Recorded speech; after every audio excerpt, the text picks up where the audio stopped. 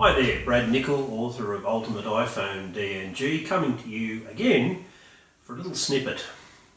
And today, simple question. A lot of people will say, when I shoot DNG on my iPhone, often the results don't look appreciably better than what I'm getting from my JPEG. Why is that?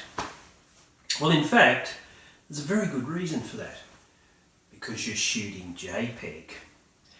You see, you can't shoot the perfect DNG file and the perfect JPEG at the same time. It's either one or the other. DNG has far more headroom in the file.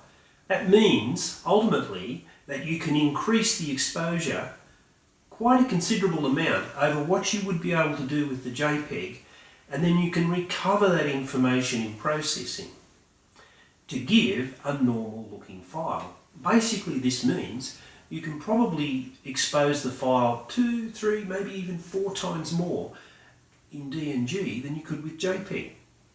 That will reduce the noise level, and it will mean that the file can be sharpened far more radically. It will also mean you get a cleaner result in terms of colour. Basically everything will be a lot better.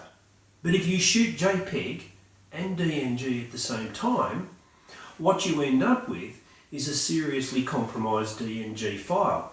So it's no surprise that it probably doesn't look much better. Now the fact is, I have 3 ways of shooting DNG. The standard way that most of you are probably familiar with, which is just put the camera in DNG mode. The uni white balance mode, called uni WB, and TLC, which is true light capture. All 3 of these methods are discussed in my book, Ultimate iPhone DNG. The TLC method is the ultimate expression of iPhone DNG, and the results are utterly extraordinary. In fact, if you looked at the files or photos from the files, as many of my photographer friends have, you would be stunned. In fact, you will be hard pressed to believe that they were even shot on an iPhone. But uni white balance gives a much better level of exposure and is certainly a considerable step up from the standard DNG shooting methods.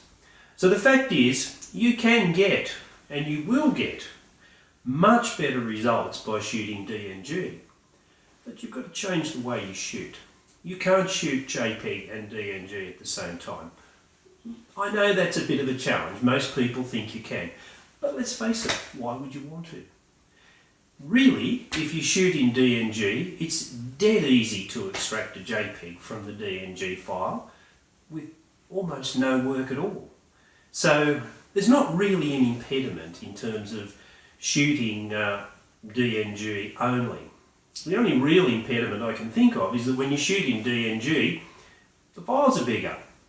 Obviously, most DNG files are going to be around about 10.811 megabytes per image. This will depend a little bit on the iPhone model that you have.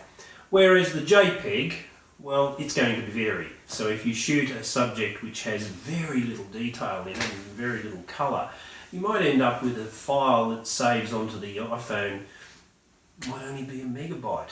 On the other hand, if you shoot something that's fairly detailed and quite colourful, the individual file might map out at somewhere like 3, 4, 5 megabytes. But the DNG will always consistently be around about that 11 megabyte size. So you won't get as many photos on your iPhone. However, they're going to be much better photos.